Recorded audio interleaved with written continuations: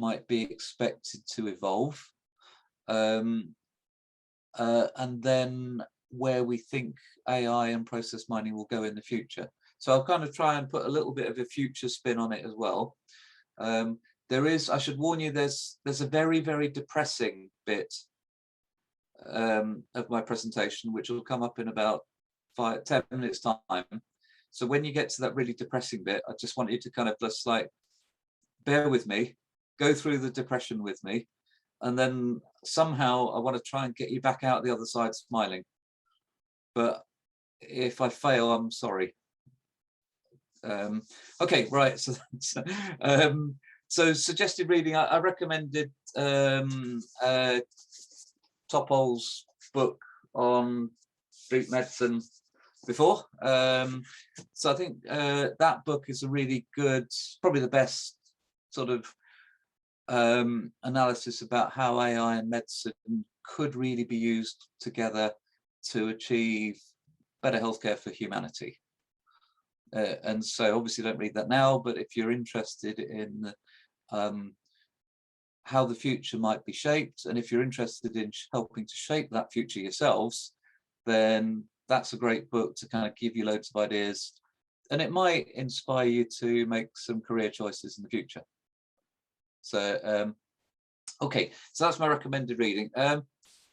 What I thought I'd do then is I want to kind of dispel some of the myths about AI, and then talk through what it really is. And there's a kind of tension here between AI is wonderful and AI is going to kill us all. And somewhere between AI is wonderful and AI is going to kill us all must be the truth. So I want to kind of just try and find the truth in the middle. You know, what will AI really do? And then we can start to think about how we shape it. So the depressing bit's coming up in a minute, though, so do bear that in mind.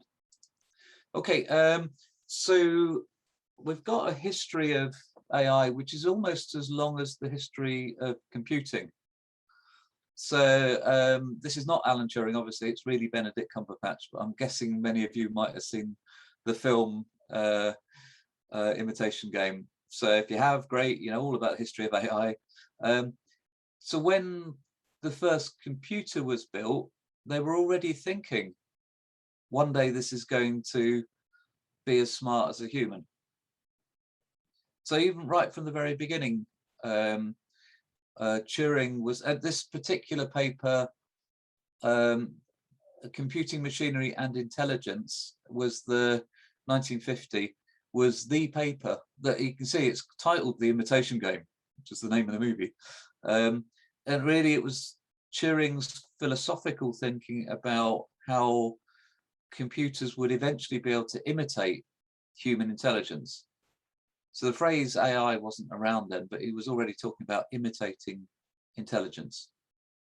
And Turing famously devised something called the Turing test, which was the idea that if you put a person in a room and they interacted through some kind of interaction device, and the other side might be a person or it might be a computer, if the subject couldn't tell the difference between the computer and a person, then Turing argued that effectively the computer had passed the Turing test, i.e. it could impersonate a human just as effectively as a human could impersonate a human.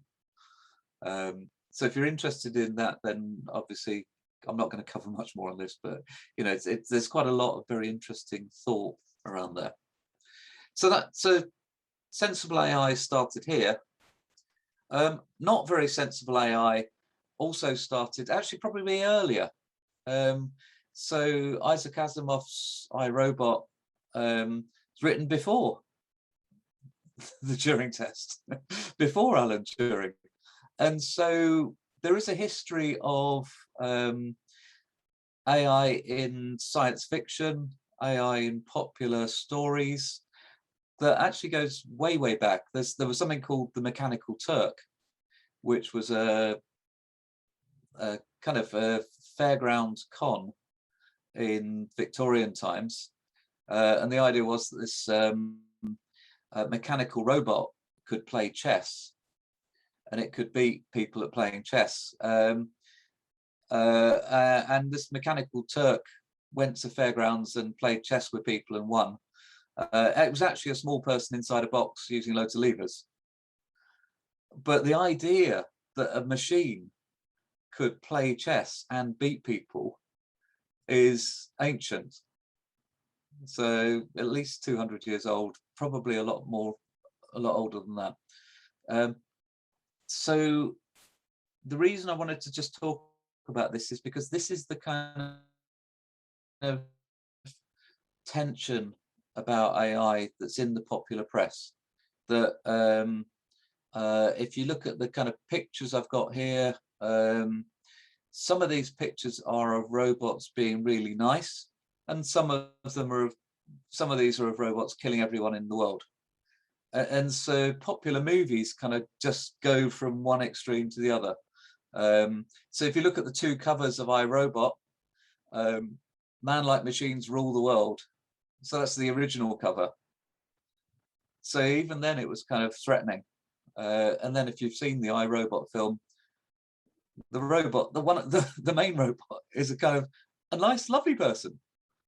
So we kind of got, even in the movies, you've got robots will kill everyone, robots will be our friends. Isaac Asimov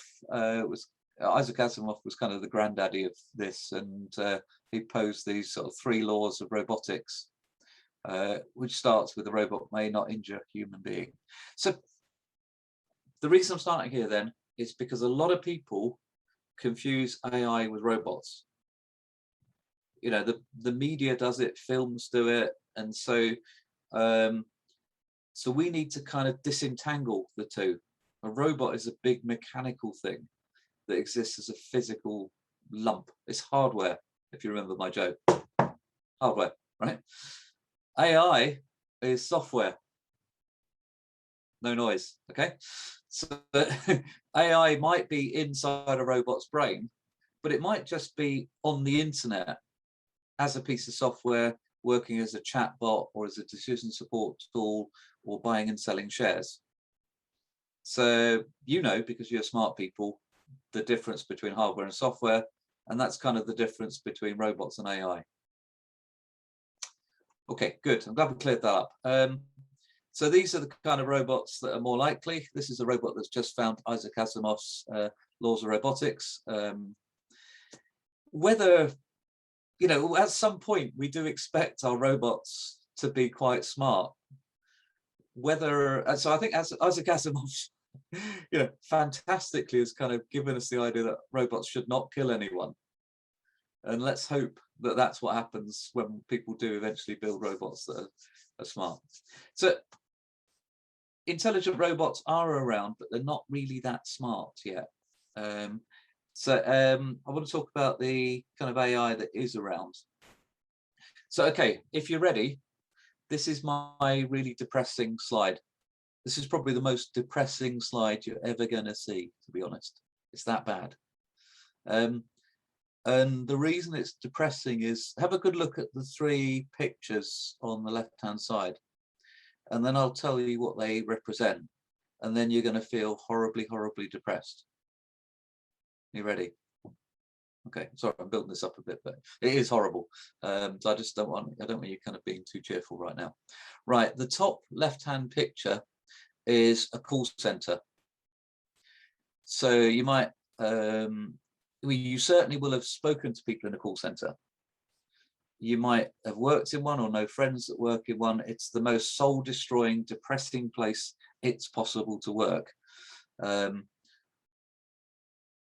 It's, I was going to say other than the chicken factory, but it's actually basically like a chicken factory. You go and sit in a box, and in that box, an AI serves you phone calls. So you don't get to have any kind of break. The AI will automatically route calls to whoever is free, such that they are always busy. Each individual will be working off a script, and they'll have relatively little autonomy about what they can or cannot tell the customer. And if you've ever spoken to a call center, you know this. They kind of basically say, well, I can't help you, the computer says this. And so what it looks like is loads of people working on computers, and actually what you're really seeing is a computer working on loads of people. So the computer here is in charge of all of these people. They go to work, they do what the computer tells them, they go home. The computer's logging their performance, their keystrokes, sometimes even their eye movements, and it will sack those people that aren't working as hard as they could be. So this is really humanity being a slave to computing, and in particular it's a slave to an AI. So what do these people do when they've finished working 9 to 5 in this horrible chicken factory call center? Well, in America, they go to Las Vegas. And so hopefully you've never been to Las Vegas, but Las Vegas is one of the most depressing places on the planet, because what you've got there is loads and loads of people that have saved up, loads of Americans, they've saved up their 2 weeks annual leave and all the money from working in their depressing call center jobs. And they go to this place where, as you can see, what they're doing is they're gambling, but they're gambling against a computer. So you can see all these people sat at screens. They're all betting on horse races or any kind. They're gambling on anything. But of course, the AI has worked out the odds such that they will always win around about 70 or 80% of the time, and always lose the rest. So the AI has cleverly worked out how much to let them win to keep them addicted, and how much to not let them win to make a big profit out of them. So the AI is just completely controlling their leisure time. Now, if you've got small children, or if you remember being a small child, you may well have played Call of Duty or any of the other many PlayStation, Xbox games. And there we have it. As our children are learning how to play against an AI. And anyone who's done that knows that you lose. The only reason you don't lose quickly is because the AI is teasing with you, because it doesn't want you to lose too quickly, because actually it's rewarded by getting you to play for as long as possible. So rather like the gambling here, the AI is controlling humanity's leisure time. So this is why you can see where I'm getting. This is quite depressing. So the first picture then is AI is employing humans and monitoring and managing them so that they've got less and less autonomy. And the second picture is AI is controlling humans' leisure time, which is great. Okay, so why is the third picture depressing? You may be wondering. So the third picture is a commodities exchange in Chicago, where you can see commodity traders waving their hands in the air, buying and selling commodities, having a great time gambling on the markets. And the reason this is depressing is it doesn't exist anymore. All of these people, and you can see how many there were, all of these people have been replaced by an AI. So now if I summarize these three pictures, AI is controlling those people with jobs. It's making those jobs more and more boring. When people have finished their jobs, they spend their leisure time playing against AI, and then AI is going to take their jobs away anyway. So that's horrible, isn't it? So okay, if you're kind of depressed, it gets worse. So I'm just going to move to the right-hand side. We talked about the Google Maps in the middle, and how we're kind of just using our smartphones, and there's AI on the smartphones we can't really tell. The top right-hand corner is an Alexa, but you might have a Siri or a Google Home Hub. So now we've got AI sat in our houses, listening to us, in our bedrooms, having a good listen to whatever we're doing in our bedrooms. And the AI is kind of there, it's just pervasive. It's turning the lights on and off, but it's doing lots more, and it's basically learning about us, it's studying us, it's cataloging all our behaviors in vast big cloud storage devices. Sorry to interrupt you. Actually, we have one question for you. Okay, go on. Would you mind? Okay, I will read it. This is from Putu. He said that what's the legality of rigging gamble odds? Or is the legality there as legal as arcade game control jackpot odds? Um, what's the legality of the gambling? Okay, Putu, please. Yeah. So in my head, like when you said that the gambling there, the odds are all fixed. Yeah. What's the exact legality over different areas of the world? Because Las Vegas, I can understand because it is the biggest gambling place in the world. But what about other places? Or is the legality there as legal as arcade game being rigged so that you can only get the jackpot once a 1 in 300 at least, or something I read online. Yeah, that's good. Well, in obviously in some Muslim countries, this is illegal, and thank goodness. In all gambling is based on this idea that all gambling establishments are based on the idea that they pay out enough to keep people hooked, but not enough. But also don't pay out too much. They always make a profit. If you've ever seen a roulette wheel, which is arguably completely random, there's a green zero on the roulette wheel, and that's what means that the odds will always be in the house's favor, because the probability is always such that the house will win. But obviously olden day gambling, they used mechanical or sort of house rules that meant they would generally win. Nowadays, the AI to make sure that people win but remain hooked and that they make a profit is phenomenal. So you can imagine how much intelligence you could put into an AI. I think the other one to think about is games. If you played Xbox, you know that if you play Xbox on the highest AI settings, you'll always lose. So you kind of like same with chess computers. You can never beat a chess computer if you put it to the highest AI setting. So we now play against AI where we know the AI is better. I haven't finished getting you depressed. So let me carry on, because this middle one, bottom right hand corner, is horribly, horribly scary. This particular example this was the first Trump election, and it was actually it was anti Bernie Sanders then. So it was the first Trump election in 2017, and if you look at the caption, it says Washington Post, good newspaper, business Russian ads, Facebook targeting. So what the AI was doing was it was serving adverts to people who might vote for Trump based on the profile of that person and what they believed. And then it served up targeted adverts to those people to nudge them into voting for Trump. So if you look at the bottom right-hand corner, which says, Satan, if I win, Clinton wins. Jesus, not if I can help it.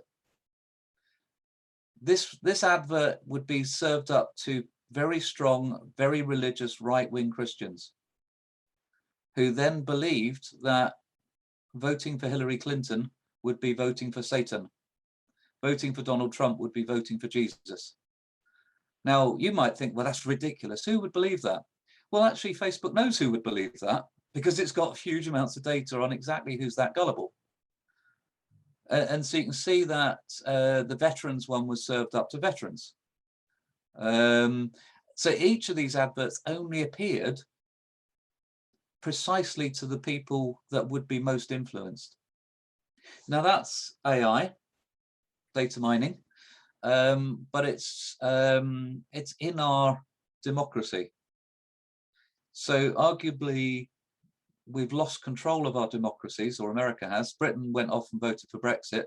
Very similar process. Lots and lots of anti-European social media advertising based around AI. So whether we as human beings are actually in control even of our own democracy is now a question. So we're working for AI, we spend our leisure time with AI, and arguably AI is already controlling our governments or our voting. Are you depressed yet? Okay, we can't, I'm gonna try and get you out of this depression and try and lift your spirits to a little bit higher. And hopefully you guys can do something about this in the future. So, okay. I'll come back, just talk of timeline of AI, and then we'll kind of think about how AI, I want you guys, as most of you are computer scientists, let's try and make sure that that horrible future doesn't happen, or if it does happen, we can end up at least with humanity on top and AI underneath. So here's the timeline, 1950s Turing test. The phrase AI was only really coined in Dartmouth College in 1956. And you can kind of see the trajectory. What they call AI winters is that there were periods of time, you know, almost a decade, or where there wasn't, AI kind of went away and came back again. Where we are now then is we've got chatbots, Siri, Alexa, DeepMind, IBM Watson, deep learning. I have a correction here because this is, I like the timeline, but this is appalling here. 1972, first AI in medicine, mycin. Rubbish, not true. Here's a much better paper by Rong and Peng. This is the correct timeline. 1972, University of Leeds. Yes, us. We invented the first AI in medicine, not anybody else, and certainly not Stanford with mycin. That was 4 years later. So, yeah, there was a kind of rush to do medical AI, but Leeds was first with AAP help. Pittsburgh second, Stanford third. So just to make sure that everyone understands, I showed you I talked about AAP help before. This book also gets the timeline right, 1972 to 1976. And if you remember when I talked about this last week, it was just relatively straightforward, naive Bayes prediction, but it got smarter the more times it did it, which is a really nice thing. So this was AI not just that learned and got better and better. Basically, just got more and more data about how to predict better. And also told you that it outperformed junior doctors in the diagnosis of abdominal pain, but that the medical establishment were not happy with an AI that was outperforming junior doctors. So it's still, even now, not live, which is kind of interesting sign about medicine and its attitude to AI. Okay, so I thought I'd just talk through the different types of AI, different forms of machine learning, including supervised, unsupervised, and deep learning. There's a branch called natural language processing, which will take ordinary text. Things like Siri and Alexa are doing two things. They're transforming speech into text, and then they're doing natural language processing on the text. So Siri's kind of two bits of AI. One is audio to text, and then natural language processing, the earliest example known to man, and then things like vision and speech and planning. So process mining might fit into this planning area down the bottom. And then robots, yes, robots, but they're just one of many types of AI. Okay, I thought it might be worth just talking about how AI works. I realize that there's a kind of mix of audience from first years through to masters, and you may have done AI already. So this is kind of Owen's brief summary, rather than, I'm not trying to do an entire master's degree in AI in 2 minutes. We talked about last week, we talked about the basic principle is that AI is really trying to decide, at its best, it's trying to deliver some decision support in the form of advice to humans. So in the case of this Google Maps thing, it might be saying, we'll take the blue route because it's fastest. So you can see AI is the output of AI is going to be something to go to human being to say, well, this is what I recommend. If you work backwards, then how did it do that?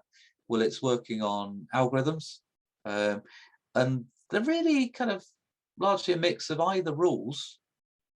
So a rule would be, you know, if A plus B, then C. Heuristics, which are general rules of thumb rather than explicit rules. And then there's an element of randomization, which is quite often needed in order for an AI to work. And then lots and lots and lots of data. So here's the kind of all of the data that might be used for Google Maps to be able to work out what Google Maps would need all this data and it running through its algorithms in order to work out the different recommended routes. And things like current traffic, volume and speed, it's only going to get with large numbers of other people also using the same app. So we're using AI based on large amounts of data, but when we use AI, we're generating large amounts of data. So we get a loop. This works. You know, the reason I know that that traffic is red is because a large number of other people are also driving along the road with their smartphones also turned on, and Google's taking all the location data from all of those phones and working out that all of those phones are moving slowly down what it knows was a motorway. So it knows the speed limit should be 70, but they're all doing 10. So it knows that that's a bottleneck. So if you're happy that most AI is kind of working on this basic architecture. Okay, so I thought I'd just some simple definitions of AI and just untangling the difference between AI and machine learning. So AI is a broad heading. Machine learning is kind of the primary method by which a lot of AI works. Within machine learning are some more specialist fields in terms of neural networks, and within those deep learning. So I'm not going to try and teach you neural nets and deep learning, but I just want to give you kind of basic principles of machine learning, and just understand sort of supervised and unsupervised. I suppose the point to make is that all of this works on the basis of very, very large amounts of data and very, very large amounts of processing. So we can kind of try thousands and thousands of possible solutions to work out which of the possible solutions is the best one. And that's kind of how chess computers would work. You know, a chess computer would look at the board, work out all of the possible moves of the board, and then work out for each of those possible moves which would be most advantageous for the computer to win. So, and obviously the smart chess computers are working through not just the next move, but working through all possible future moves. So it's power computing plus power data. So main types of machine learning, classic machine learning is just sort of simple data, clear features. Reinforcement learning is where we've got no data, but we've got an environment that we can kind of interact with, so we can try things out and see whether it works, and then, you know, experiment. Where quality is the real problem, then you can use ensemble learning. And if you've got very complicated data with unclear features, and I love this, belief in a miracle, it's an essential ingredient for neural networks. So you kind of just put loads of data in, use loads of algorithms, press go, and it comes up with an answer. You get, oh, well, I believe that must be true. Because it's kind of black box, we can't really tell how it works. And there's kind of competition between the two. So I'm just going to focus on this left-hand side, because I think it just, so I just want to give you some examples of classic machine learning. And I thought I could do that with Marie Kondo. I don't know if you've got Netflix in Indonesia, and if you have got Netflix in Indonesia, there's this fantastic woman called Marie Kondo, who is Japanese, and she goes to American houses and tidies them up which is like classic, brilliant daytime TV. So you've got nothing else to do. You can watch Marie Kondo teaching very fat Americans how to tidy their house. What she does as a method, she's got a load of basically AI methods that she applies. So I'm going to run you through how to tidy your bedroom, but following AI principles. And so we'll kind of, the AI principles are all on this screen. So organizing clothes by type. So you might have a socks drawer and a pants drawer and a t-shirt drawer. So that's a classification algorithm. So you kind of pick up a piece of clothing, go, right, it's a sock, I'll put it there. So classification, then you probably do this at home. I hope you do this at home. Regression would be, she's kind of done it there. She's organizing clothes by length. So you can do regression when you've got kind of numerative score, whereas you can do classification by thinking about its type. So those regression and classification are kind of two simplest approaches to machine learning. More advanced, Marie Kondo, more advanced methods, clustering. You split up similar clothes into stacks, so you can divide by similar. So you might put all your white t-shirts together, followed by all your red t-shirts. So you're kind of clustering based on similarities. A different way of doing it would be, what clothes do I wear together? So what sequences? So you might have a fantastic grey shirt that you always wear with a blue jacket. So maybe you kind of put the jacket and the shirt together, even though they're kind of different categories. So that's an association approach. And then the last approach is what's called dimension reduction or generalization, where you kind of make up just the best outfits from the given clothes. You're kind of finding these hidden dependencies, that kind of things that, you know, I'm just going to try and work out. Dimension reduction, it's got too many dimensions here. So I need to just, right, okay, these are the ones that I'm going to kind of always wear, and I'm going to stop worrying about all the rest. Okay, so if you're interested in Marie Kondo, there's a YouTube link. If you need to go and tidy your room after this, fantastic. Okay, so that's the kind of classic machine learning algorithms, which are summarized here as kind of, this little diagram is the same thing. So dividing socks by color, dividing ties by length, split up similar clothing into stacks, make the best outfits from the given clothes, and association, what goes well together. This is a really nice little blog. So if you're interested in learning more, then you can follow this link. And Machine Learning for Everyone kind of nicely explains machine learning in terms of socks and ties and clothing outfits. So Wen, apologize for Okay. again. Yes. We already have several questions here. Okay, go for it. From Putu. Putu asks that, in your opinion, can you integrate machine learning to the field of medicine to identify diseases or other health abnormalities? Okay, I didn't quite hear the end of the question. Maybe, Putu, do you want to say it? Or just make sure I got it. Okay. Thanks for giving me the opportunity to ask again. In your opinion, Sir Owen Johnson, can you integrate this medicine to identify diseases or any other health abnormalities? Yeah, I'm gonna give an example of that in a minute. Oh, okay. But yes, absolutely. Yeah, no, exactly. I think this is where I'm going. Yeah. Okay. So Let the question answer itself then. Okay. So Tisa, what was the other question? The question from Prabowo, he want to ask whether the meaning of this definition will be the same as data mining. Okay, again, I didn't hear. Maybe they can say it themselves. Prabowo, could you please turn on your speaker now? Hello, Prabowo. Yes, hello. Can you hear me? Yes. Oh yeah. Okay, sir. Yeah, I have question about that. Your explanation about the machine learning that have the classification, association like that. It is same with the data mining also, like that. Yeah, exactly. Yeah. So data mining really is the use of machine learning on data. Oh, okay. So yeah, so everything I've just explained to you about machine learning absolutely applies to data mining. So yeah, I agree. Okay. You're right. Okay. Thank you, sir. Okay.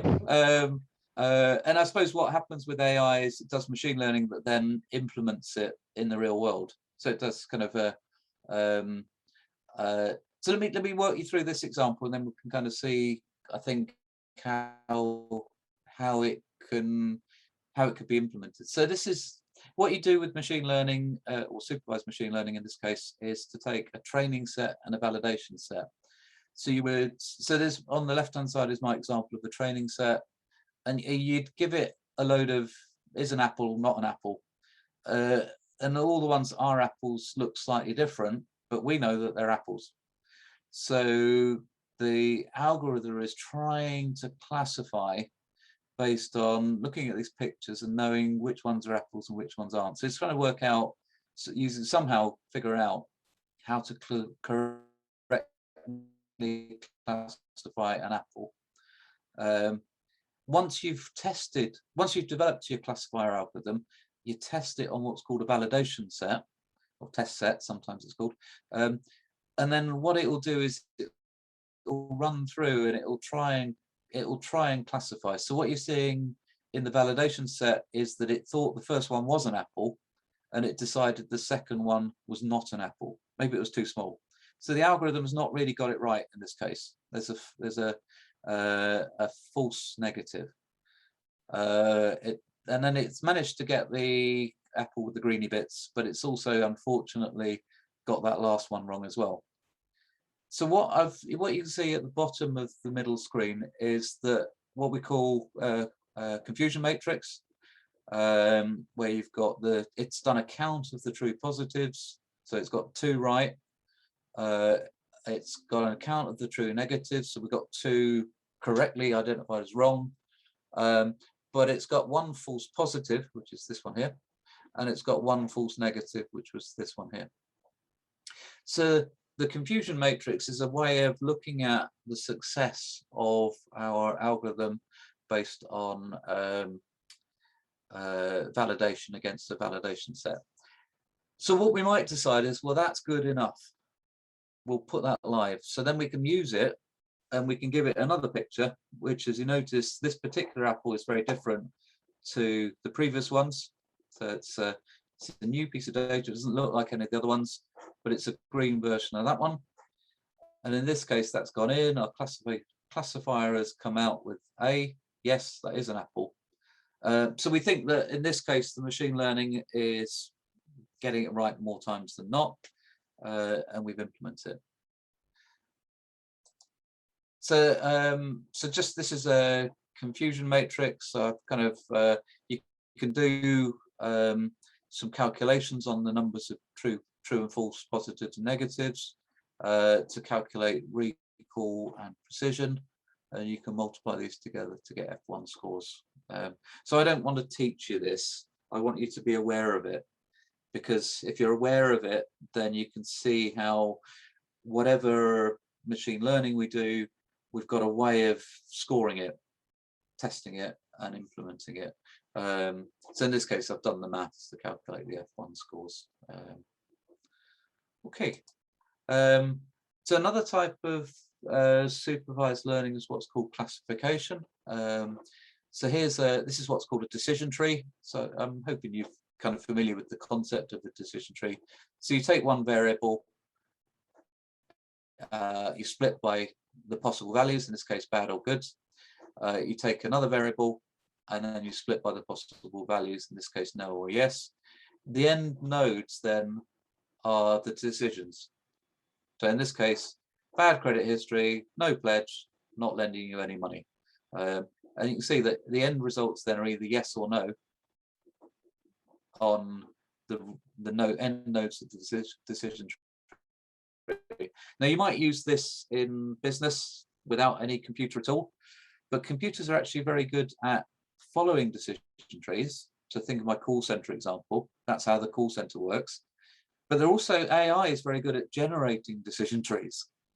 So an AI will work out what the best decision tree is. So here's an example in healthcare, evaluating the liver disease using electronic medical records, and it's working out, it uses concepts called entropy and information gain to work out which are the best questions to ask. So BMI is body mass indicator. So how fat are people? So the most important question to ask is how fat are people? Below that, we might be interested in their sex or their age, etc. So I don't think you need to know the detail of this, but what I do want you to see is that the decision tree has been calculated using some machine learning methods to work out which people are at which risk. The value of this is it's explainable to doctors. So the computer's worked out a decision tree, and now you can show it to the doctor, and the doctor could say, well, that's clinically valid. That makes sense to me. Okay, the last thing I want to do on this machine learning then is talk about continuous learning.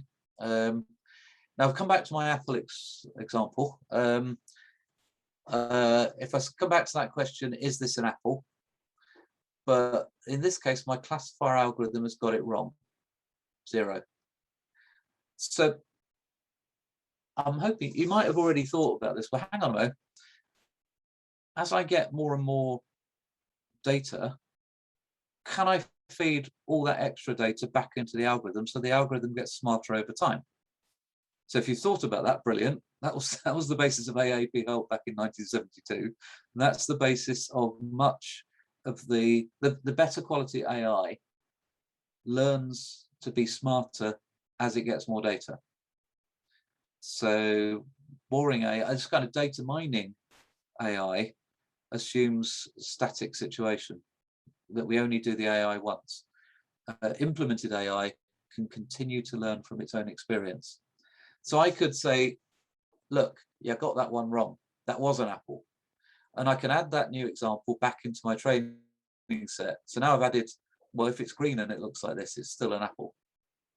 Then I could retrain my algorithm such that now it's a little bit smarter. So this time now it gets this and it does get it right. So as our AI goes forward and makes predictions, whether it gets it right or wrong, we capture the fact that it got it right or wrong. We add that back to the data set, we retrain the algorithm, and the algorithm's that little bit smarter. And if we keep doing that forever, our AI is going to get smarter and smarter and smarter, isn't it? You can't, you know, it should always get better. So that's AI that continues to learn. So we might see that as a learning loop. The other thing that is very common in things like e-commerce, things like those Facebook ads that I showed you with Donald Trump, is what's called A/B testing. So A/B testing is worth understanding. This is where the AI doesn't know what's the best thing to do. So it randomly allocates 50% of its humans to one approach and then randomly allocates the other humans to a different approach. And the classic one would be, so this example on the right hand side is, do people like to click on blue buttons or green buttons? Are they more likely to click on it if it's green than if it's blue? Well, why don't we give half the people green buttons and half the people blue buttons, and then we'll just count whether the green buttons are clicked on more. So the e-commerce, the kind of sites that you're using as a customer all the time, are playing with you. You will get a red button and sometimes your friend sat next to you will get a green button. And the reason why is the AI is deliberately randomizing it because it's doing experiments on you to see what you will click on. If I make the button bigger or if I make it smaller, will you click on it more likely or less likely? So the AI is randomly allocating you to group A or group B is the way it works. Once it's decided that the green button works, it then implements the green button for everyone. And then it might decide on another experiment, which is say, let's say, make it bigger or let's make it smaller. So now you've got an AI that is generating experiments, testing them with hypotheses, and then learning what you humans will do, and then implementing that back into its behavior. And this is the bit that's scary because that's how the social media adverts worked for the Donald Trump campaign and pretty much every other part of all other marketing on social media. You know, they're doing A/B testing on you to understand what you're going to click on. And it's personalized now to the point where it's kind of worked out, you know, it's built a profile of who you are, and then it's doing experiments on you. Okay, right. So, and this is obviously live now. Where we go with this in medicine is an interesting question. Okay, so this is just kind of summary for the different types. I've got some links and suggestions for you. If you want to learn more, I think that's about as much as I wanted to cover. I was going to give you an example because so this is an example that one of Alex's colleagues is working on in our centre. So this is how we can use AI to spot cancer. It's based on, there's been a very simple kind of decision matrix used in the UK and around the world, which is this, it's called a risk assessment tool. It's a whole load of symptoms on the horizontal axis and a whole load of the same symptoms on the vertical axis. And you can look from combinations of the symptoms, loss of weight combined with rectal bleeding would give a cancer risk for abdominal bowel cancer of 4.7. So this is used by real doctors to work out cancer risk, and they basically look across and they try and find the worst combination of symptoms that the patient's reported. And it's nicely color-coded, so white is fine, yellow is probably fine, red is obviously bad. So kind of traffic light sort of idea. So this is lots of evidence behind this on paper, and it's used by real doctors now. What my team have been doing, and you'll meet Kiran tomorrow. Kiran developed a computer-based version of this paper tool and built it into TPP System 1 so that it can do the same formula, same calculation, but just do it electronically. So our research question, which is Emma's PhD project, is how can we use machine learning to be smarter than this tool? So what Emma's doing then is she's looking at all of the data about symptoms of patient symptoms that are in the primary care record and calculating the likely probability of those symptom combinations eventually leading to a cancer outcome. I think I mean, she's only just started, but we're kind of already at the point where we think, or she thinks she can outperform this paper tool. So she's already got to the point where we think, actually, yeah, we can do better than that one already. So the interesting question then is,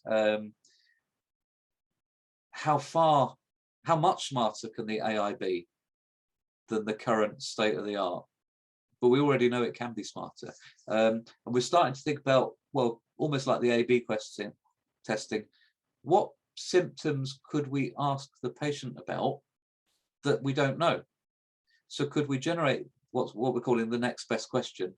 What would be the next best question to ask the patient to help see if this patient's got cancer or not? So the answer to this question is yes. It can be done, not live yet, and you can see that the kind of barriers to go live would be kind of all those sort of social reasons that, but technically we can do it. Next couple of years we'll know for sure, I think. Okay, right. So I want to just talk about how AI fits with process mining. I've shown you this slide before, and we're talking about, I think really process mining is about generating plans. So you could see process mining as the planning bit once we've got diagnosis and understanding of disease.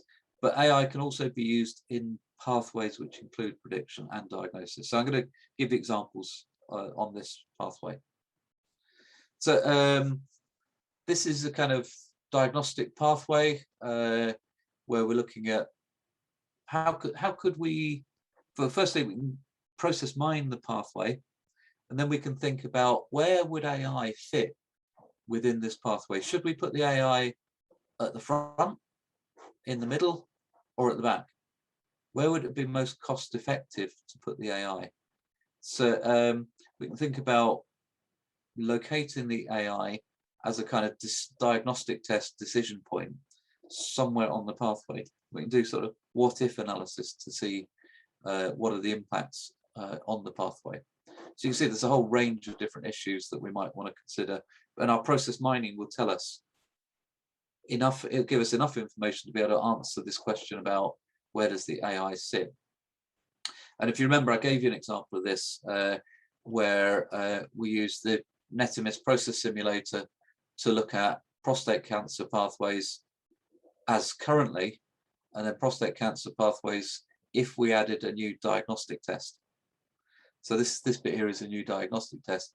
What I didn't show you is that we put costs on this, £119,000 without the intervention, £96,000 with the intervention. So the intervention has saved money, but actually if you count the outcomes, it actually led to better outcomes as well. So we're always trying to find pathway improvements that lead to better outcomes and also save money, and maybe also faster as well. So I'll move on. What's important then is that confusion matrix that I showed you in machine learning.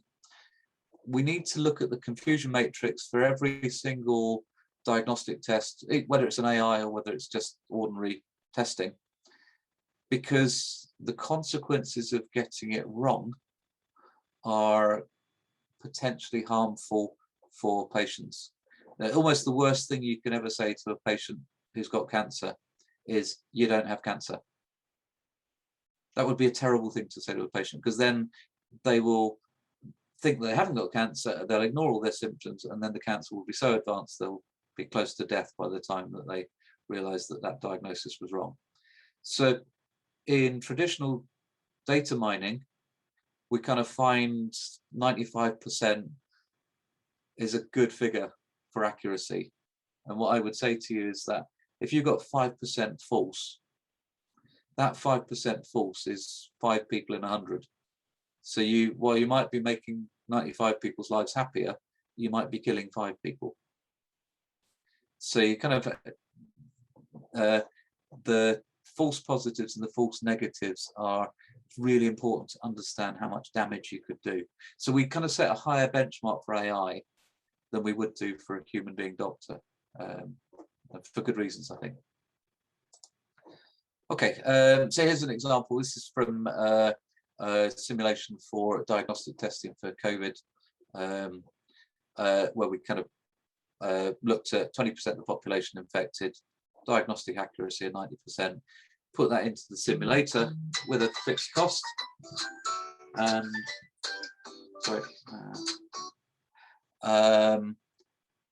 then kind of worked out how many people would get false positives and false negatives. Obviously, you could kind of cost that potential likely harm. Okay, so you could use AI then. You can use process mining to look at the effectiveness of AI. And in this last bit, I just want to look at how we can fit AI within process mining. So I'm going to use this diagram that we looked at before. This is kind of the process mining from Ronnie Manns, whole load of health information systems, extract, transform, load, create event logs, discover the processes, and then run through this kind of analysis phase. So here are all the possible ways of using AI in process mining. And I'm going to talk through, and then I'll give you some examples. So this the central role of the healthcare reference model. Grouping activities, you can use rules-based approaches. Alex is using rules-based approaches at the moment. But you could use machine learning or natural language processing to kind of classify activities together. You might generate synthetic events, and I'll give you some examples of that on the next slide. What Gunther showed with creating disease trajectories is doing event log transformation. So taking event log and transforming it to a different event log. The obvious, most conventional use of AI is that in Disco and in PROM and all the other AI, all the other process mining tools, they're using some kind of machine learning to do discovery algorithms.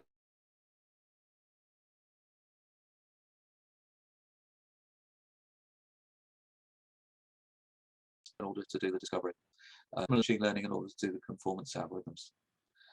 I've given you some examples of process simulations based on process mining.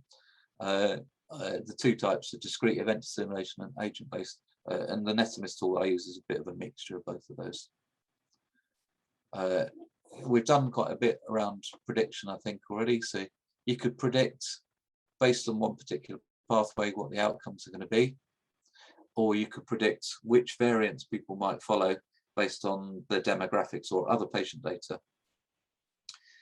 And then finally, you could implement, as a result of your process mining, you might implement some AI within the health information system. And that could be simple decision support, it could be process support or process control. So I'm just going to flip through some examples. So this is the example of using AI to generate event logs. What we've talked about mostly is using the EHR to generate event logs directly. But if you use some AI, you could take anything that's got a case ID, a date timestamp, and an activity. So anything like a body area network or some video, what you can do is create synthetic events. And if you create a synthetic event that says this little boy's got an arrhythmic heart, you could say when the arrhythmic heart started, when it stopped, and you can just take any of the sensor data or any kind of video data and decide what's going to be an event. Once you've decided that to generate a synthetic event, you can put it into an event log and process mine it. So I talked about one of my friends in Spain who has been using motion detectors of people walking around hospitals. He's been creating synthetic events and feeding that into process mining. So anything that you can get timestamps on could be process mined. And the AI kind of will help you kind of select and convert and transform. Similarly, you can use AI to work out what events are of interest. So you might look at where I might take anything that happens within the pathway and generate synthetic events of interest. So there's a gap. Well, maybe whenever there's a big gap, I create a new event that says big gap happened here. So I can look at all my data and just generate events that I then feed into my process mining. And you might take a whole load of different, you can, there's an infinite number of ways of doing this. So it's kind of just need to kind of experiment and try, I think. One of the obvious ways to do this is what's called statistical process control. Statistical process control has been used in manufacturing for 40, 50 years. Basically, it's whenever you get an outlier event that's outside of your normal statistical range. So in a lot of factory-based automation, they will look for outlier events and then react to them. Obviously, what we could do is we could have AI that looks for these outlier events and then reacts to them. So we might have, well, the command center at Bradford is where what it's gonna start doing, I think, is when people breach, say, the 4-hour wait, we generate an event that says 4-hour wait breached. The AI can then feed that round and say, it can start making decisions about maybe putting more nurses into reception. So we can start using the algorithms to kind of work out how to manage the process. Now we've talked about this continuous machine learning, A/B testing. So what we can do then is we can start to have AI sitting on top of the process, and the AI can sit on top of the process, and when the process is suboptimal, it can generate interventions within the health information system that bring the process back to being optimal again. And it might even start experimenting. So if it could sort of try putting more nurses on reception, and if that doesn't work, try putting more doctors on reception. So the AI could be experimenting to try and design and run the best process. Now, this obviously isn't really happening yet, but this is happening in other industries, and I can see that it will start to happen in healthcare.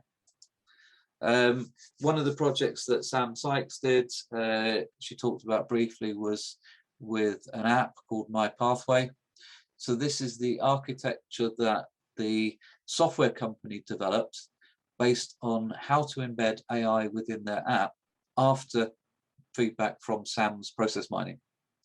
And what we found was that we need some kind of dashboard process where we could kind of develop suggested decisions from a learning system, and it will even predict events.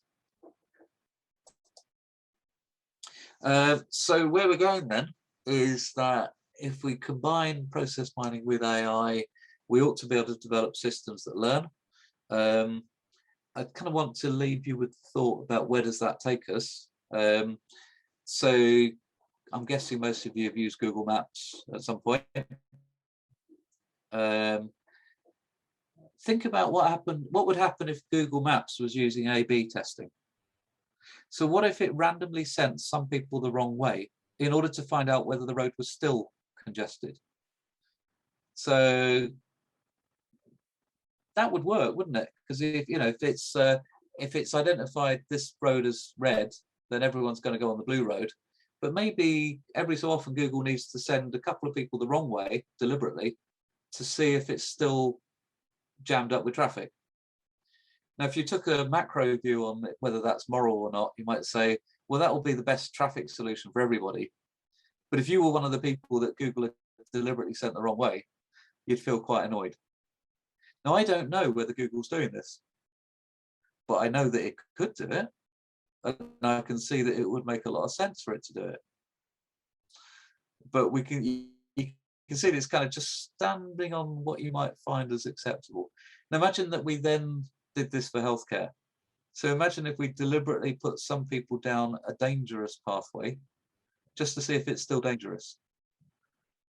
Then those people might quietly think that they quite rightly think the AI had killed them or caused harm. But for the population, it would be okay, wouldn't it? Because gradually the AI would learn how to deliver better and better healthcare. So there's a chunk of moral questions that as AI is a black box and doing smarter and smarter things that we as humans no longer understand, how do we know it's not already doing this? So those are kind of thoughts for the future. Do you trust your AI? If it tells you to turn left now, do you just turn left? Or do you think, I don't believe you? And that's, I think, where we're getting to with AI medicine. We might trust it, but we might have good grounds to not always believe it, especially if we know it's doing A/B testing on us. So what I've done, this is kind of summary. I think there's a whole range of different AI interventions, from simple prediction and decision support through to controlling everything. And there's the fear that's in all the movies is what's called artificial general intelligence. The idea that the AI is so smart that it's controlling everything. Now, if you go back to that depressing slide that I had, we might already be there. But at least at the moment, the AIs are there's lots of AIs and they're not talking to each other. Which is good. But as the AIs start discussing with each other what they think about whether who should win the next American election, and if the AIs work out that it's in their interest that Donald Trump comes back, then the AIs might start making sure that he does come back. Not the American people, because they're just watching social media and following their adverts. Okay, right. So I think that's kind of where I wanted to get to in the future. What we're working on is in the UK, we've got a plan for how to get AI right. So there's a link to the NHS plan for artificial intelligence. And there is a code of conduct for data-driven health and care technology, which is how the UK thinks that we should be doing this. And I'll just draw your attention to number 7.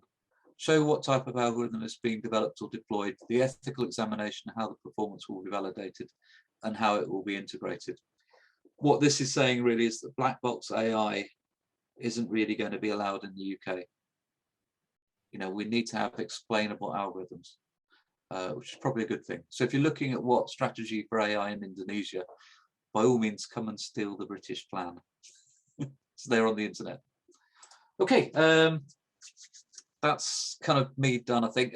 Finally, I should mention the fact that we've got 50 PhDs learning AI in medicine, of which Alex is here, and one of them. So we've been working quite a lot in Leeds to kind of take this forward. Right, sorry I've overrun a little bit more than normal. Cesar, are we okay to have a break for 5 minutes? Of course. So could we reconvene at 50 past? Is that okay? Okay, that's okay. All right. Is that? And then Yes, Frank, ma'am. are you okay to? What we'll do is Frank's going to go first, then Alex, and then Angelina, Miss Ema. Okay. And then we'll try and make sure we've got 5 minutes for Q&A at the end. If you want to put questions in the chat, just do that, and then we can answer them. Okay, so 5-minute break. I'll see you shortly. Okay, honorable student, it is exactly our honors to have special speaker today. There are actually 3 speakers now. First, let me introduce to you all with Dr. Frank. He is a dentist, but also has a profession as a researcher in process mining in healthcare as well. Hello, Dr. Frank. Hello, good morning. Good morning. Happy to see you there. Thank you. Thank you. And then second, let me introduce you briefly with Alex. He's PhD student at Leeds University with the research concentration about process mining healthcare, also tackle about cancer disease. Hi, Alex. We can see you there. Hi. Okay. Last but not least, of course, we also have our beloved teacher, that is Miss Angelina. Okay. Thank you. As beautiful as you are, okay. Thank you for allowing us. We'll hear your present now, and then the schedule will be like this. At first, Dr. Frank will do presentation for 2 until 10 minutes. Oh, I mean for 10 to 15 minutes, and then after that, we will have Frank. It will be followed by Alex for 5 to 10 minutes. Then Angelina's last presentations for around 5 to 10 minutes. Okay, honorable students, in case you have any questions, please type at the chat box. At the last of the presentation from Miss Angelina, we will get to the Q&A sessions, and then we will continue the discussion deeply. So don't be scared, don't be hesitate to list your question then. Okay, without further ado, I will please Dr. Frank to present now. Dr. Frank, the screen is yours. Thank you, Tisa. And just listening to your introductions there, I've changed the aim of my talk today, and the aim of my talk today is now at the end to be known as the beloved Dr. Frank. That would be a very good outcome. So now my background, just in summary, I recently, well, it's nearly 3 years ago now, completed my PhD with Owen, under Owen's supervision in Leeds, and Angelina and Gunther were my colleagues at the time, and Alex is a new addition to the team in the interim. Before that, my background is really software development, and in particular, I was involved in the development of electronic health records in the oral health area. And so I was involved really from the very start of the electronic health record development process, from design through programming, through implementation in hospitals and public health service, ultimately through to the extraction of data for research and for analytics. And I had been doing, if you like, helping other people to do research using the EHR data for a number of years. And I thought, well, perhaps I could do something myself. And that's how I ended up doing a PhD, really applying process mining and data mining to electronic health data, in particular oral health data. The overall objective was to apply data mining and process mining to electronic record data to see, first of all, was it suitable? Could it give us interesting insights into the data? And could it help us in clinical areas, in answering public health questions, in perhaps developing care pathways that might be useful to clinicians and to policymakers? Okay.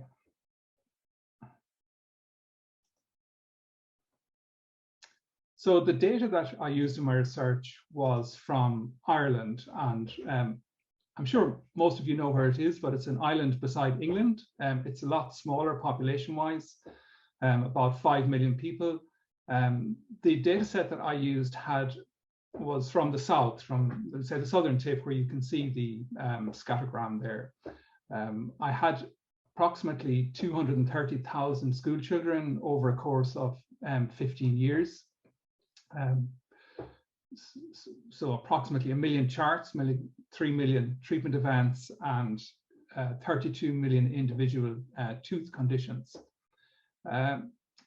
So it's a good solid data set developed over 15 years that was kindly made available to me by the Public Health Service in Ireland. The first step really with the data was to get an idea of what was in the data, and to this end we applied a lot of standard visualizations, some a little bit more innovative heat maps and geomaps, and some more complicated measures. But in general, what we were trying to do was get an intuitive feeling for what was in the data and what we could do with it and where its weaknesses and strengths were. And without going into the detail of each of the visualizations, they're really telling us what age the clients were, patients, what their exposure was to the dental service, how their dental health was spread out geographically over the area, how they reacted to different levels of treatment, if they were seen twice by a dentist, 3 times, 4 times over the course of their childhood. And that gave us a good understanding of what was in the data and what we could potentially do with it.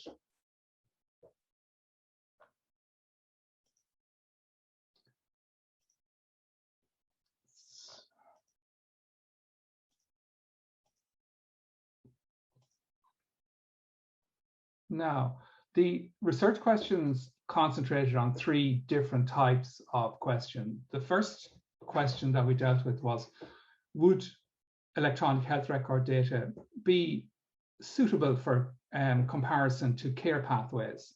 And we had 2 different types of care pathways. We had the very detailed clinical guidelines that are associated with individual treatments, for example, sealing children's teeth to avoid decay in the future. And those very detailed clinical guidelines didn't prove suitable for applying process mining, because that level of detail simply isn't recorded generally in a normal operational clinical environment. But the higher level pathways, one of which I'll show you here, proved capable of being analyzed at that level. So this is a pathway that was developed in the NHS in England, showing ideally how patients should be treated in the public dental system. And you can see at the top that a new patient arrives at the dentist, and they're either arriving for something that's very urgent, or they're arriving for something that's routine, like an examination or a cleaning. So they're going to come into one of the two pathways there. And in the urgent care pathway on the right-hand side, they come in, they're administered pain relief, they may have a tooth extracted, there will be given antibiotics if needed, and then the ideal outcome would be that they then join the routine system.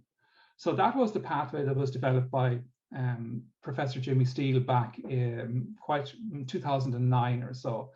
And interestingly, when we took our data and just without really manipulating the data at all, ran it through our process mining system, we got a very clear delineation between the two pathways. So both pathways appeared very clearly in the process model that we developed through DISCO. You can see over here on the urgent care side, we had emergency appointments, we have prescriptions, we had extractions under general anesthetic and local extractions. While on the routine side, we had educational steps, initial examinations, dietary analysis, oral health instruction, and various process steps that would be associated with non-urgent care. So it was good to see that the data was able to be analyzed and produce process models that were comparable with the care pathways that were being recommended by the dental experts. Now, the second type of question that we were using were clinically, so specific clinical questions. And the specific clinical question that we were interested in was, what is the process experienced by children who ultimately end up having their teeth extracted under general anesthetic?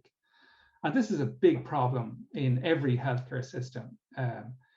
Usually if a tooth is going to be extracted under general anesthetic, that is where the patient has to be put to sleep, it's a serious issue, and their teeth are generally in very bad condition, or the patient is not cooperative, or they're unable to be cooperative. So again, we analyzed the data to see what happens before the patients end up getting this undesirable outcome, which is an extraction under general anesthetic. So you can see here the process model that was created, which ended up with, and these numbers are very large. There are 50,000 general anesthetic extractions in the UK every year. There's 10,000 or so in Ireland. I couldn't find numbers for Indonesia, but I'm sure it's quite significant there as well. But all of these patients ended up with a general anesthetic to have their teeth, one or more of their teeth removed. And it was interesting when we looked at the process model that of that 25,000 that were in there, 22,000 had never attended the dentist before. So their first interaction with the dental service was to be put to sleep and have their teeth removed, which is terrible. It's a terrible outcome. And those would say that, so those 22,000 are visible down the right-hand side there. They've had no other process, no other intervention from the dental service.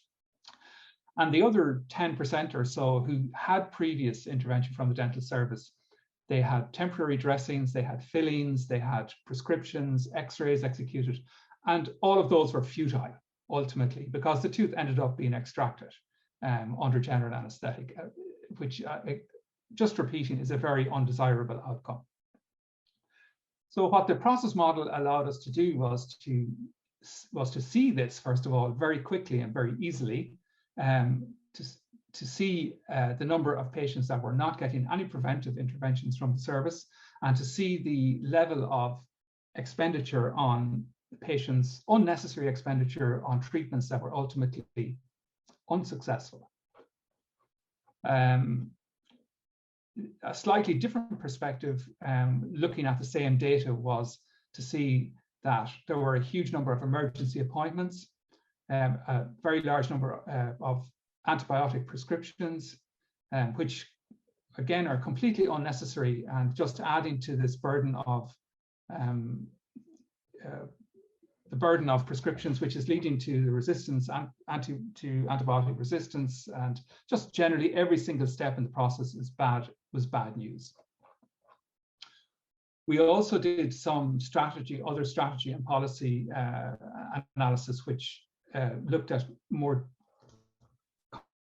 complex issues such as whether 2 or 3 screenings had an ultimate effect on patients' oral health. And that was less definitive. We didn't really get a lot of valuable information at the policy level on that score.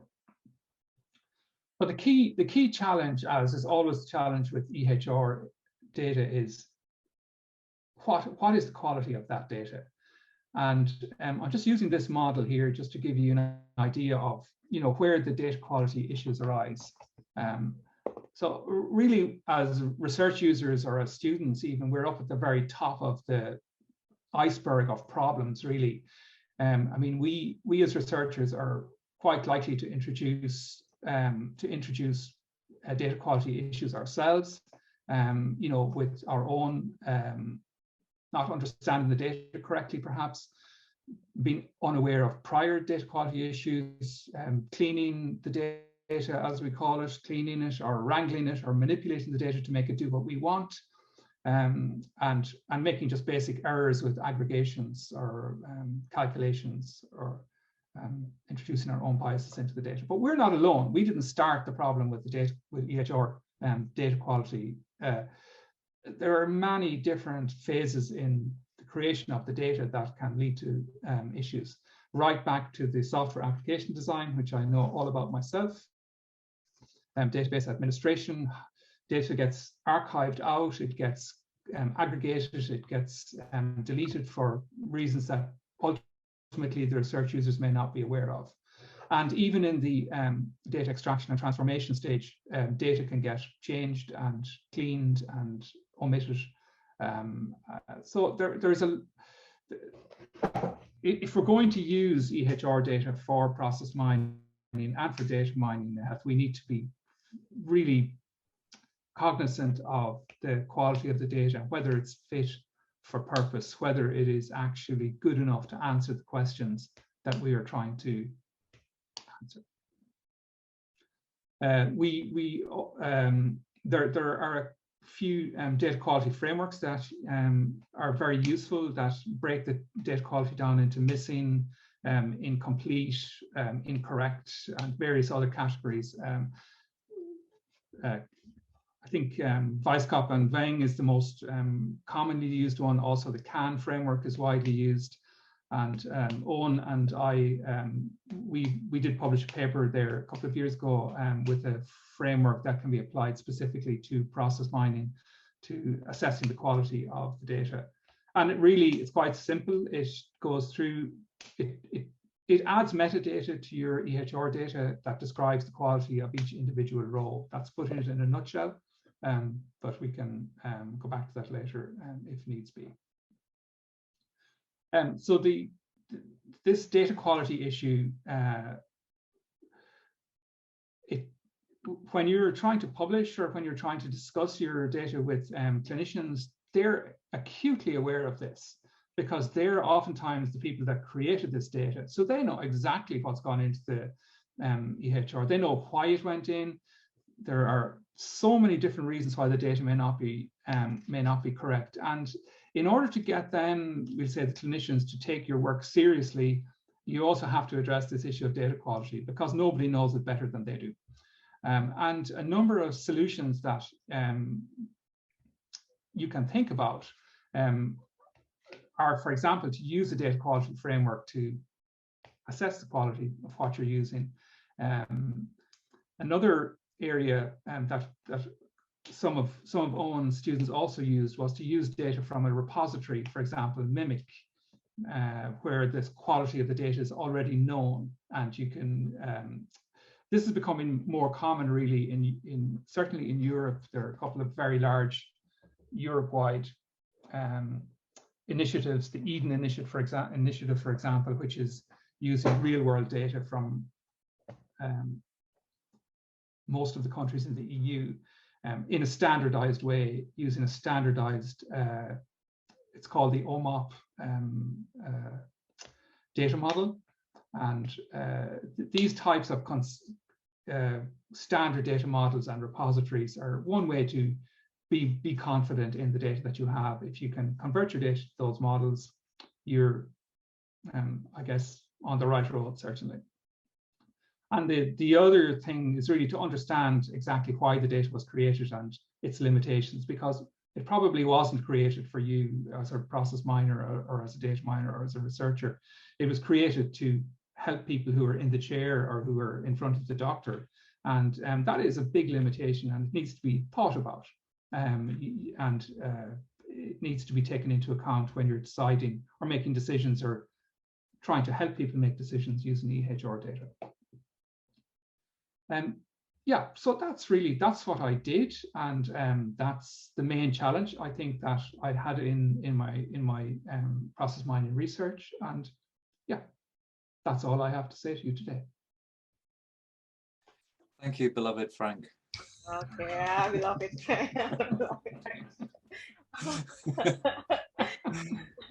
Shall we move to the beloved Alex Okay. straight away and then do questions at the end? All right. Beloved, I don't think I've earned that title. Okay. Thank you so much, Frank. This will enrich, of course, our knowledge of process mining in healthcare. And then, okay, we'll go into the Frank amazing presentation. Into the Alex amazing presentation then. So, are you ready now, Alex? Yes. Okay, so please, the screen is yours. So yeah, I'm going to show you some of my recent research into the use of process mining on chemotherapy treatment pathways with ovarian cancer patients. But first, I'll just say, yes, my name's Alex. My background isn't in process mining or medical science or anything, it's in physics. However, I've got onto the CDT for AI in medical diagnosis and care. So my future research will mostly focus on the use of AI, but I've had a nice introduction to process mining in my first year as well. So what I'm aiming to do with the data I've got is to analyze the difference in treatment pathways between patients whose cancer occurs and whose cancer does not recur. So the data I have is 531 what's called curated patients with curated treatment history. And what curated means is a clinician has gone through their data and basically given a program number to a select group of treatments. And if the program number has changed, that would count that patient as, for all intents and purposes, as having recurred. So an example patient here on the right would be patient ID number 1. They're given 6 treatments of a drug called carboplatin. These were given the timestamp here. You can see a 21-day cycle, which is a typical chemotherapy treatment where you're given a drug every 21 days.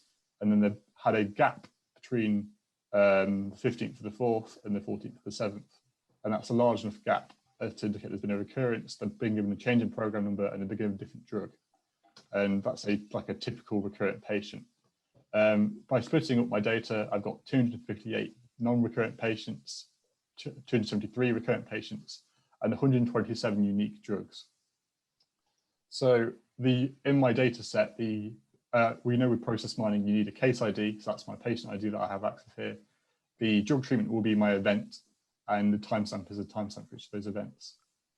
So if we go to a dotted chart I've created with PROM, basically this is all the patients, 531 created patients. Each color here represents a unique drug. And we can see here, this is over 9 years, all these treatments here, they're sorted from the time of the last case event for each patient. So that's why they're all sorting from a time of 0, and it's their relative time across all their cases. And we can basically split this graph up between the patients that don't recur, with the purple box at the top left, and up here, and then the patients that don't recur, which is, well, do recur, which is the box in red. And the people that aren't recurring, they're having basically these 6 chemotherapy treatments that, and then they are being cured or dying, unfortunately. And then the red box represents those patients that are recurring, and they've got much more complex treatment, and they're therefore having much more individualized drug treatments, and their treatment's taking a lot longer for them to either cure or unfortunately die from their cancer. So if we zoom in on the non-recurrent patients, this is with the top box that we previously saw in the last slide. You can see here these 6 on the dotted chart, each patient normally has 6 treatments of chemo, and these are spaced 21 days apart, typically. And then you can see some of them aren't making it to the 6 at the top. Some of them are taking a bit more, but these are non-recurrent patients. So these are patients that aren't recurring, and they're most likely being cured of their cancer. And using PROM, you can look at the trace variants, the unique traces of each patient, what drugs they're having, the order they're having them in. And you can see how basically repetitive they are, what's the most common trace. And with the top 5 trace variants in non-recurrent patients, 52 patients are sharing a trace where they're having 6 doses of a mixture of paclitaxel or carboplatin, which is the top trace. You can see that it just says PAC, but it's actually paclitaxel / carboplatin.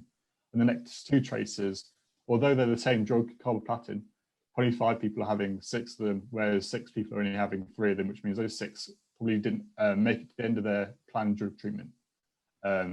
But those top 3 traces make up about 30% of the event log. So you can see that of the non-recurrent patients. So the expected treatment is basically 6 treatments of this chemotherapy of either carboplatin, paclitaxel, or just carboplatin. And from the non-recurrent patients with 258 people, we've got 134 unique traces. So most of the traces are being shared. There's not 258 unique traces. And there's the mean number of events of about 8. So yes, a lot of people are having 6. Some people are having a bit more, some people are having a bit less, but 8 is the amount of events typically seen by a non-recurrent patient. In comparison, if we go to recurrent patients, so these are the people that had a change in program number. As you can see here, their like average length of time just in their treatment is a lot more if we compare it to the last slide. The non-recurrent patients only went to about 2.5 years. That was only one patient. Most patients finished the treatment before like half a year, whereas recurrent patients last a lot longer. This is obviously they're not being cured of their cancer, but a lot of them are living, but will eventually die of their cancer. We've still got the typical, you can see the purple dots on the left. Most patients are having the same drugs at the start. However, they're going to have a very complex, unique treatment for their particular type of cancer they're recurring with. And it instantly becomes, after the half year, instantly becomes very individual. And we can see this with the trace variants created in PROM again.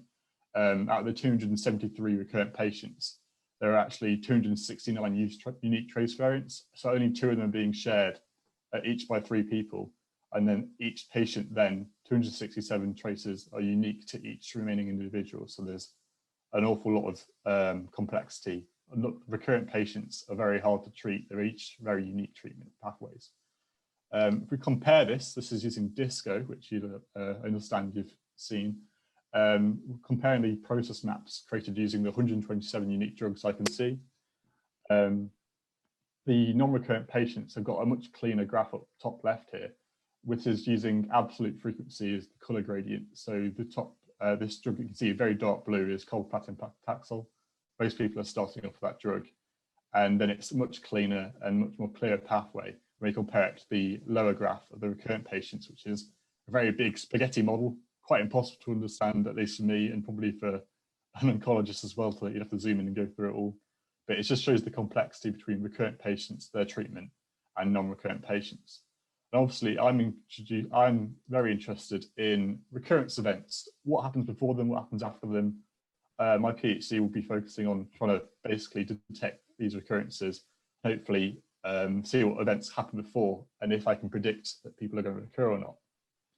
And obviously, having 127 unique drugs, it's very hard for someone who isn't an oncologist to understand why these drugs are being used, what scenarios they're used for. So on the left here, we've got a DISCO process model, which is the top five most frequented events if you use the 127 unique drugs. And you'll see one of the first events we have is a paclitaxel carboplatin. And then following that on the far left, there is a drug called carbo/paclitax 1 week. And that means that the drug's being given every week. But for me, who's not an oncologist, I wouldn't necessarily understand the difference between why you're giving those drugs, which are the same drugs, but with different concentrations or different purposes. What scenarios you would be given in them, you would be giving them. So I've gone and asked my supervisor clinician, who's gone and grouped my 127 unique drugs into 26 umbrella drugs, umbrella events, that I've then gone again and made a DISCO process map of the top 5 now the most frequented umbrella drug names. And this becomes a lot clearer to someone who isn't an oncologist. And I can see here that, for example, I've got some statistics here, 67% of all patients, so those recurrent and non-recurrent, start their treatment for their ovarian cancer with some combination of carboplatin paclitaxel. So that's included all the drugs that had carboplatin paclitaxel, any allergy medication they were having, any, like if they're having it 1 week, 2 weeks, 3 weekly. It's now more clear to me they're starting off with some combination of that drug. 38% of people are now having a hormone treatment after their recurrence event. So I've added the recurrence events in here, which I've artificially added them in, which is when they change program number at the start of the presentation, as I explained. And I can see 38% of people are now having some form of hormone treatment. So my clinician has grouped a load of drugs into hormone treatment. I can see they're immediately having hormone treatment after their recurrence event. I can also say that recurrent patients are constituting 85% of patients who receive hormone treatment. So hormone treatments are mostly used for treating recurrent patients, and they're used immediately after their recurrent event. And then finally, I've got some interesting statistics here. Obviously, I would like to know what events are happening before a recurrence event and what's happening after, or what's causing them. And you've got to take this with a pinch of salt. 55% of recurrence events were directly preceded by one of 3 drug treatments: carboplatin paclitaxel, carboplatin on its own, or a drug that I'm very going to butcher by pronouncing it, bevacizumab. And you might think, oh, well, these drugs aren't doing their job. It's 55% of recurrence events are occurring after these. However, we must understand that these 3 drugs are the go-to drugs to treat chemo. In this process log, they are given 4,000 times, and it's only 8%. Only 8% of these events are followed by a recurrence event. So yes, recurrence events happen after these drugs, but they are the go-to drugs. They are mostly doing their job. And if a recurrence event was going to happen in an event log, it's most likely to happen after one of these events. So we have to, there's going to be a lot more decision making, a lot more research going into what's the causes of these recurrence events, or how can we improve the processes. And just another sad statistic I was able to find, basically if a recurrence event happens, the average time left in the process map that I've got access to is about 0.8 years. So if someone suffers a recurrence, they will finish their treatment events that I can see, their chemo treatments, about 0.8 years after their recurrence event.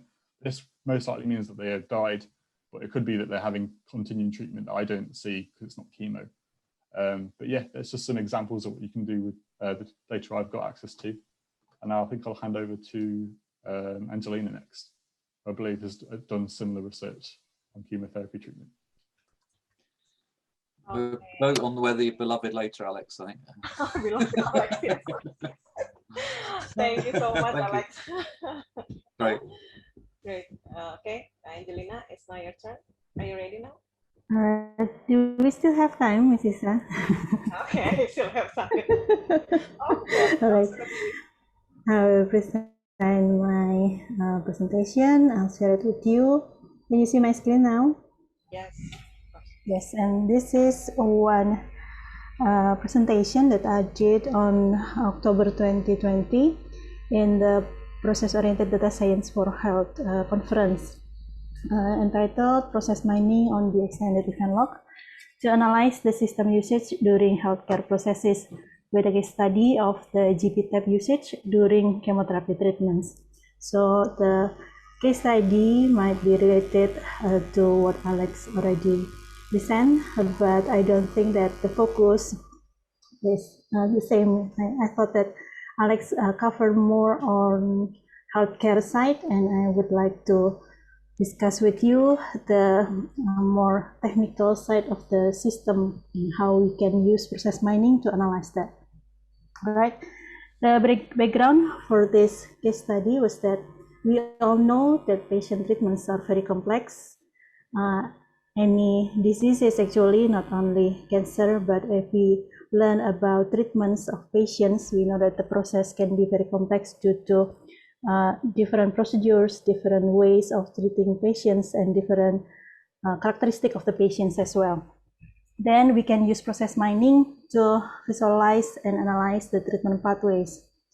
But we can also think that we got the data for our event log from the EHR system, And we also know that the EHR system are very complex as well. There are people who work with the EHR system. We applied some technology in the EHR system. We recorded different kinds of data in the EHR system, which Frank mentioned before that the data quality should be also considered when we want to analyze the data.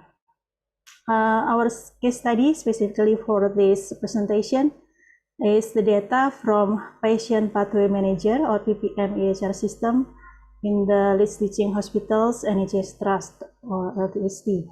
And this is one of the largest hospital systems in the UK. It was developed in-house in 2001, focused on supporting cancer data collection, but then it has been used throughout the hospital starting on 2013. And then it has a lot of patients, more than 2.5 million patients. This was data from 2 years ago, including more than 350,000 cancer patients. So I think that's explained the complexity of the data. And then I use the data to get scope or a specific cohort of patients, of breast cancer patients receiving a specific type of chemotherapy. I'll explain this later. But the question is that we want to see how GPTAP has been used during chemotherapy. So when the consultants or the doctors see the patient during chemotherapy, they might need to check on patient records in the GP system, and that has been allowed by the PPM. That is what we want to see in this specific case study. We extract data from two different sources. The first one is the clinical records from the EHR system, but also we will combine them with the data from PPM Splunk. This is data about user access records. So every time a doctor, nurse, administrator, or everyone accessing PPM system, their activity will be recorded automatically by PPM Splunk. Then those two different data sources will be combined in this study to see how GPTAP has been used during chemotherapy. Then we will create views, we will aggregate events, we will enrich log and filter logs based on our needs. We will apply process mining and analysis to see what we can get from those data. And we will evaluate based on two different sites, which are statistical and also clinical evaluation. Okay, the first one, what I mentioned before was that PPM has been integrated with the other systems across Leeds. So from the PPM system in hospital, doctors can also see patient records in the GP system, in mental health system, community center, and so on. For example, here we can see the interface. When the doctor sees the patient, they can also move to the other tabs to see patient record in different systems. Sometimes they need it for their recommendation to give the best treatment for the patient. So I mentioned before that we combine data from two different sources, from the clinical records at the EHR system and also GPTAP access from PPM Splunk. Okay, the simple way to say this is that I created event log based on data from clinical records and user access log from Splunk. But the difficulties is that we have two different systems with two different structures of data and two different point of views. The data in the EHR system was patient point of view. So we have every treatment given to the patient based on which patient getting those treatment. But in the second one, we get user access log, meaning that this is from the point of view of the user, which are the doctors, the nurse, and the other healthcare practitioners. But we can see that finally we can find the linkage between those two data sets based on the patient that has been treated by the health practitioner here. Now we combine those two data sets to create our event log. If you can see in details here, the activities with chemotherapy emergency are coming from the first data set from the HR system. But the GP tab, for example, here, this is coming from the BPM Splunk. Then we will analyze this event log using several tools in process mining. I combine those three from PROM, DISCO, and BUPAR based on the need. For example, if I need to visualize and present the result to doctors, then I will use DISCO because it's easier to follow. But if I need to do conformance checking, I will use PROM. And BUPAR in between of them. If I need to split the data, I need to query the data, I will use BUPAR. All right, and then I did some extraction. We included all LEADS patients from 2014 to 2018, which were diagnosed with at least one breast cancer diagnosis and receive one type of chemotherapy treatment and whose GP tab has been accessed by clinicians. In the previous setting, I compare between those who has the GP tab accessed by clinicians and those who has the GP tab not accessed by clinicians. But specifically for this study, I only use those whose GP tab has been accessed by clinicians. There also some data details where we can see that the number of patients following cycle 1 until cycle 6 of chemotherapy has been decreased. So we can see that there is some problems there that not all patients completed 6 cycles of chemotherapy. Also, some additional observation was that some patients also get some emergency and neutropenia condition during their chemotherapy treatment. Then we created view focused on the chemotherapy cycles of patient cohort. We enriched the log by adding process duration on the number of days. We also included 2 different adverse events, which are emergency and neutropenia. We filtered the log based on the attribute, and we created the event log as part of the data processing. And here are some results. Quite familiar. The first one is the data chart. We can see how patient has been treated over time from day 0 until the end of the treatment. We can also see that some patient hasn't completed their 6 cycles of chemotherapy. Some of them almost quite similar to each other when they have 6 cycles of chemotherapy in order and completed all 6 of them. And we can also see some patients have more complex treatment after 6 cycles of chemotherapy. And then we can also see trace variance. I think this is almost similar to what Alex already done before. We added some explanation about how patient has been have some acute events, including emergency and neutropenic. We discussed this result with our clinical expert and found that, for example, here we have patients, 142 patients who had neutropenic condition after cycle 3. And if we can see the number of days, it is 18 days in median, meaning that most patients cannot continue to the next cycle, probably because of this condition. And then we go to the main part of the analysis, which is GP tab access during chemotherapy cycles.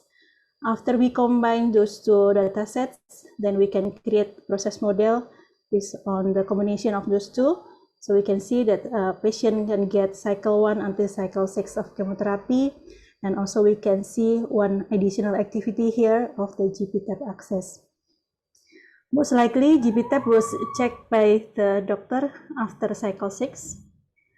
This has been explained by the doctor that yes, that's normal. After we finish the cycle 6, we will see is there any other condition faced by the patient. Should we go to the next round or other treatment as well for this patient? But also from cycle 3. So in the middle of cycle 1 until cycle 6, sometimes the doctor needs to consider patient condition, if it is okay for the patient to go to cycle 4, 5, and 6, or should they change the regimen of the treatment. And then we check how GP-TAP has been used by the clinicians. And we can see that it has been increasingly used by clinicians during chemotherapy treatment from 2014 until 2018. We can also see the spikes showing that there are several days where clinicians use this function of the GP-TAP function more lower than the others, and we can explain in detail in the paper that these are the weekends when the number of access to the GP-TAP are lower than weekdays. And then we can also find from the data that there are system updates that makes the user access different page during this changing system. When they updated the system from GP version 1 to GP version 2, we can see that they are going to the different page and some functionalities in the new page are different from the previous one. Let's explain some differences in what they do with the GP-TAP function. And then as part of the evaluation, we discussed with the developer team of the PPM-EHR system and also with the clinical experts of the LTHT. And we found some important findings. We know that process mining can be used to model and analyze patient treatment. We found that GP-TAP usage has been increased over time, even when the people behind the developer team said that this is still need to be improved because we can see a lot of patients don't have their GP-TAP access by the clinicians. And then we can also explain how they use GP-TAP during cancer treatment to support the decision making on patient treatment. And finally, in the conclusion, we explained that we can combine both patient clinical records with user access log to see how the system has supported treatment of the patients. From this case study, we can find some patient pathways, what are the most followed one and what are the exceptions one. And then we can also see that GP-TAP has been used during chemotherapy. Future work, we will explore more on the aggregated events of higher level of pathways. Because we only focus on the chemotherapy, we cannot see other treatments that might be given to the patient during this chemotherapy treatment. We will use also user access logs to find missing events in the EHR data. So there is a possibility that when we found missing activities in the EHR system, we might be able to find those missing activity in the user access log.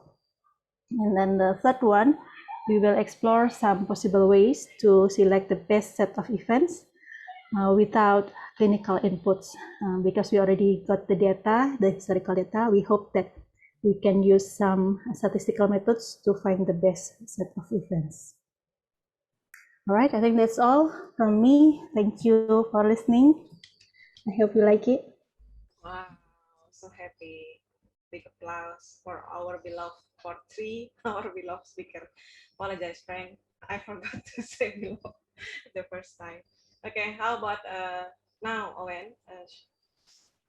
do we will continue into the Q&A sessions because our time already? Yeah, I think we're over time, aren't we? And this is entirely my fault for overrunning earlier, so apologies to everyone for me overrunning. Which can I ask? I think if there are sort of questions that you think are really important to ask, Yes. maybe we could squeeze one in or two if somebody's got something they. Okay. Yes, we have some question in the chat box, Ms. Tisa. Yes, we already have already. Okay. Students. We already have 2 questions here. First from Frank, maybe it is for Owen, Angelina, maybe Alex. What is preferred tool now for process mining in Leeds? Maybe it's Bupa, Disco, Celonis, or maybe From? Okay, so I would say that Disco is the easiest tool. So I would say that's the entry tool.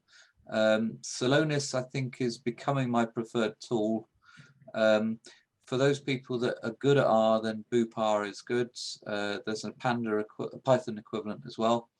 Yes. Prom is still the most sophisticated set of tools with the widest range of machine learning algorithms, and also the widest range of visualizations, but it is painful to use. So I think we have a set, but I would recommend that. Shall I read the next question? Okay. The next question is from Putu. Putu. When it comes to cancer, so okay. I'll read it. Okay. Shall I? When it comes to cancer treatment, what is the scariest thing when making or modifying the event log related to its treatment?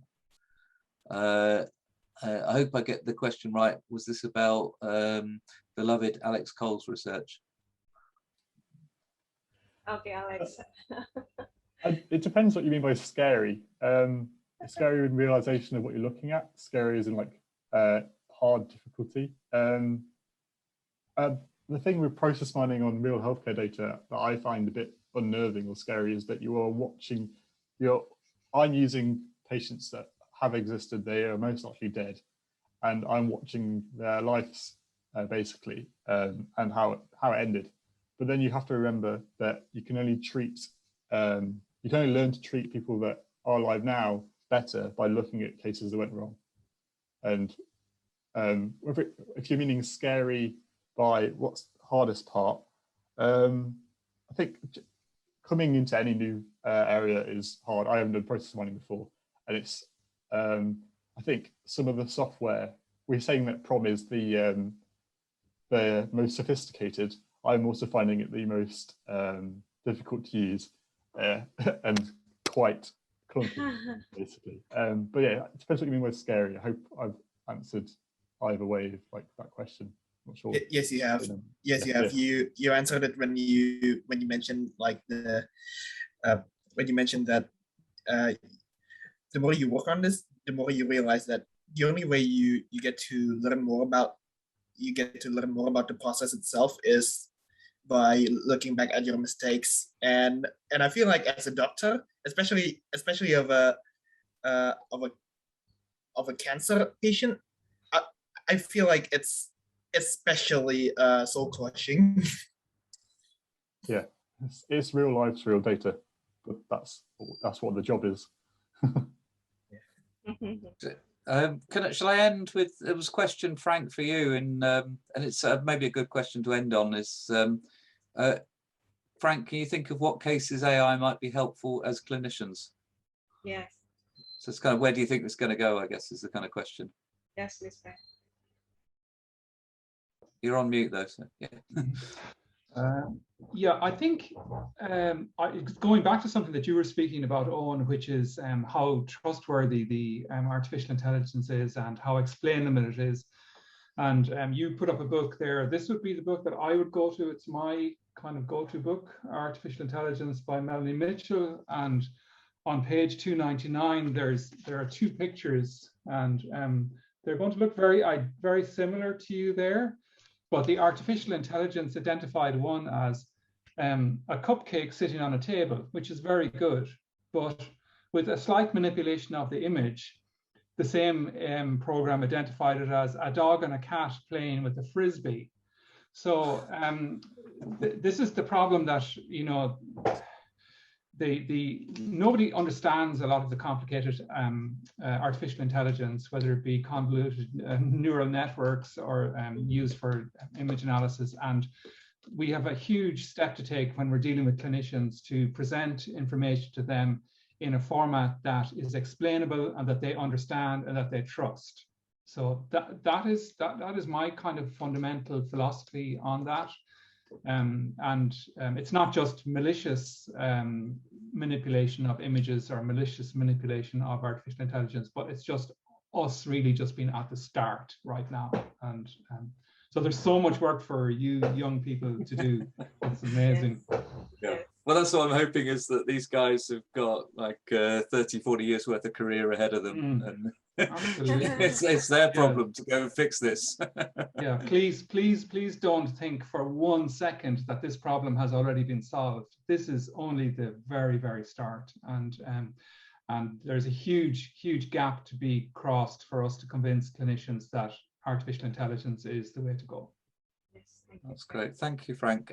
We have one last ceremony that we have to perform, which is that Angelina needs to do an attendance monitoring thing by pressing the screenshot button, which means everybody needs to kind of position themselves so we can actually see your faces, or turn your camera on if you haven't turned it on. And then I do a 3, 2, 1, and then I say a word. And I think today's word is beloved. All right. Okay. Okay. So is everyone ready? Yeah. Right, 3, 2, 1. Beloved. Okay, I got it. And then Next one. Okay, we have to do 2 screens. Okay, so 3, 2, 1. Beloved. Okay, we're done, I think. Apologies again for overrunning. I hope that was really interesting for you guys, that you've seen real researchers kind of at the cutting edge of where we are. Thank you, Frank and Alex in particular, for sharing your work. That was really great. Thank you, Frank. Thank you, so much. Alex. Thanks, Frank. Thank you. Well, the beloved Frank and Alex, I should also. And Alex. Thank you so much. Bye-bye. Bye, guys. Bye. Thank you.